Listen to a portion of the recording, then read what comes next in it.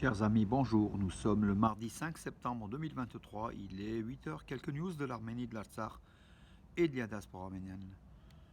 Israël continue de livrer des armes à l'Azerbaïdjan. Donc, des avions cargo azéris atterrissent régulièrement donc, sur l'aéroport de Dovda en Israël pour charger des armes à destination donc, pour un retour donc, vers l'Azerbaïdjan, vers Ganja, la deuxième ville d'Azerbaïdjan.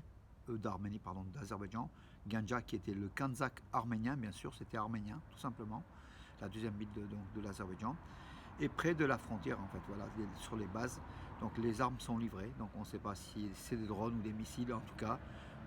Il y a eu plusieurs navettes de ces avions cargo azéris d'une compagnie d'Azerbaïdjan qui a fait des voyages, en fait, des allers-retours le 15, 16, 29 août et le 2 septembre, donc il y a 3 jours, encore une fois. Donc voilà, l'Azerbaïdjan se surarme et ces scènes, enfin ce genre d'approvisionnement, on l'avait vu avant la guerre de 44 jours en Artsakh.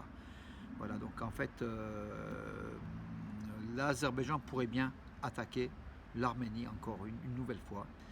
C'est la compagnie Silkway Airlines, donc azéri, hein, qui livre qui est propriétaire de ces avions.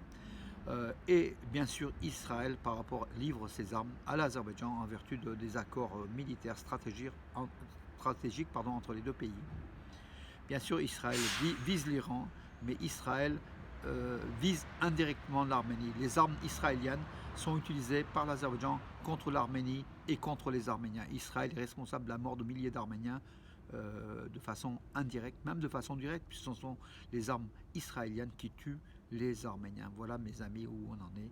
Une nouvelle fois, l'axe du mal entre Bakou et Tel Aviv, font beaucoup de mal aux Arméniens. Les Arméniens aussi qui se sont armés, il faut le dire, et qui repoussent les assauts, les attaques azéries, notamment dans la région de Geralkunik. On l'a vu donc vendredi avec 3 morts du côté arménien, 5 officiellement du côté azéri, mais leur nombre serait autour de 30, d'une trentaine. Donc les Arméniens sont aussi prêts. À part que l'Azerbaïdjan est surarmé, a plus d'armes que les Arméniens.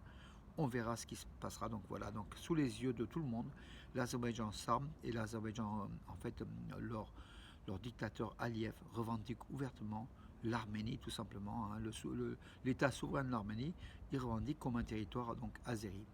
Dans ces conditions-là, tout est possible. L'extermination des Arméniens en Artsakh, la poursuite du génocide de 1915, l'épuration ethnique, et puis après donc le sud, le Zankezoul, ou la partie est du lac Sevan. L'Azerbaïdjan viserait aussi les eaux du lac Sevan, en fait, hein, l'eau qui est un trésor. Non content d'avoir du pétrole et du gaz, l'Azerbaïdjan vise aussi l'eau du Sevan pour ses besoins propres sur un territoire souverain, le territoire de l'Arménie. Voilà. Oui, selon certaines informations, donc l'Azerbaïdjan concentrerait des armes, des munitions et puis des troupes près de la frontière donc est de l'Arménie, surtout dans la région de Geralkunik, voilà, de Vartenis, de l'autre côté de Vartenis, donc voilà, du lac Sevan, de Sotk. On verra, mes amis, dans les jours qui viennent, ce qu'il en est. Les Arméniens sont prévenus aussi, hein, donc voilà. Le général Kirill Koulakov, qui est le chef du commandement russe en Artsakh, a pris son poste donc le 3 septembre, donc avant-hier. Il a remplacé celui qui est parti, hein, Alexandre Lentsov, qui est parti il y a déjà quelques semaines. On verra aussi la politique de la Russie par rapport à l'Artsakh, hein. Donc tout est dans le questionnement, on ne sait pas, en fait, hein. On est dans un flou, on est dans l'inquiétude, hein, de la méconnaissance de l'avenir, de la position de la Russie par rapport à l'Arménie. Et puis voilà, et puis à quel niveau de complicité la Russie a avec la Turquie et l'Azerbaïdjan. On a vu hier Erdogan rencontrer donc Poutine.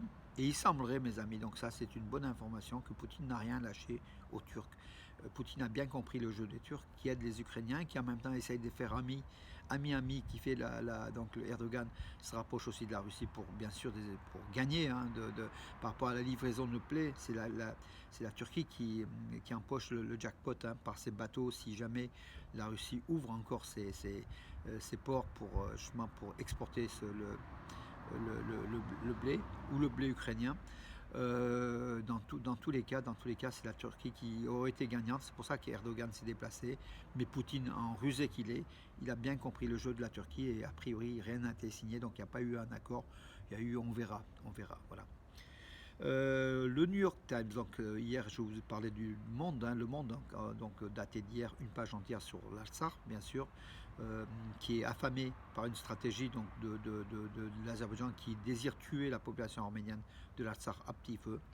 Le New York Times, qui est le journal le plus connu du monde, hein, le New York Times, a fait aussi un article par un chroniqueur pardon, qui s'appelle Nicolas Christophe, qui a parlé donc comment dirais-je, des crimes contre l'humanité, donc réalisés donc en Artsakh, dans le silence le plus complet. Donc le titre c'est un nouveau nettoyage ethnique peut se produire et nous l'ignorons, écrit le chroniqueur donc du New York Times.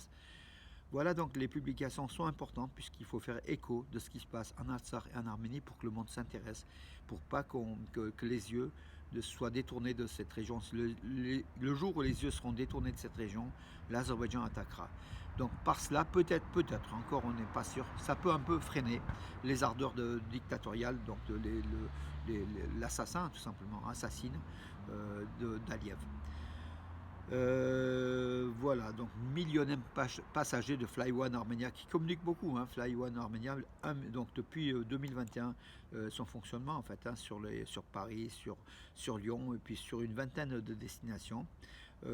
Alors donc le millionième passager a été enregistré de Fly One Armenia. C'est à Charles de Gaulle, c'est une mère, une femme, une arménienne sans doute, avec sa fille, qui a eu l'honneur donc d'être la millionième passagère. Elle a eu donc 2 ou 3 billets gratuits, ce qui est pas mal. Mais en tout cas, Fly One Armenia, qui des fois n'est pas à l'heure, hein, au niveau de ses rendez-vous, au niveau des avions, des fois qui sont décalés, mais qui fonctionne malgré tout, hein, avec ses Airbus à 320. Je crois qu'il y a 5 appareils, mais il va en avoir 8 au total.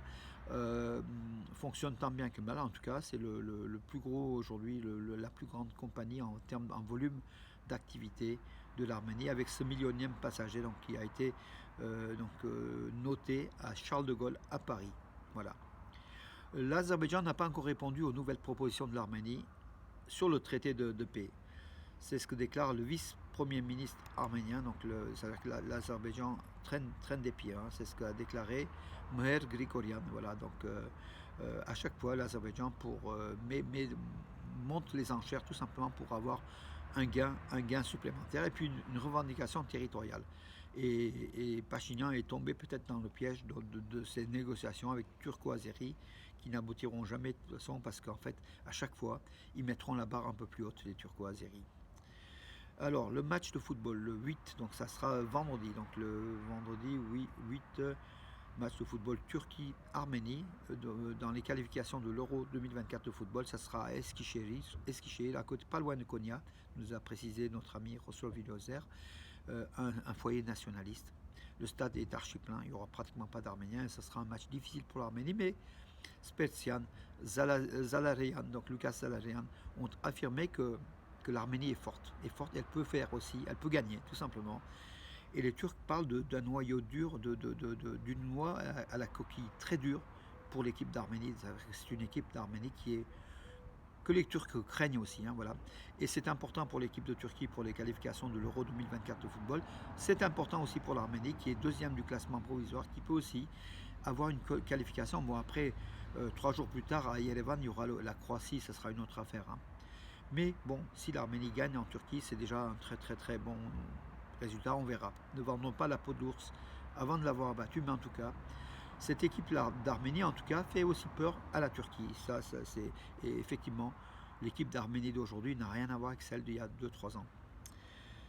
150 participants de différents pays vont participer à Yerevan à une conférence, un forum international consacré au tourisme. Le tourisme en Arménie se développe bien sûr, comme on le voit régulièrement. Et l'Arménie aujourd'hui accueille des conférences, des forums internationaux de tourisme. C'est très bien pour le pays.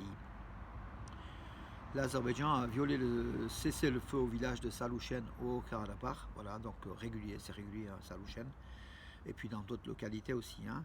Voilà. Et le vice-président de la BERD arrive dans la région, donc en Arménie. Aujourd'hui, je crois, voilà, la BERD, c'est la Banque européenne de développement, l'Arménie, donc qui aide les pays donc du Sud-Caucase, notamment l'Arménie, l'Azerbaïdjan et la Géorgie, à se développer. Vous allez me dire, l'Azerbaïdjan n'a pas besoin, mais l'Azerbaïdjan, même si elle n'a pas besoin, elle demande de l'aide. Hein, donc voilà, donc tout est bon pour elle.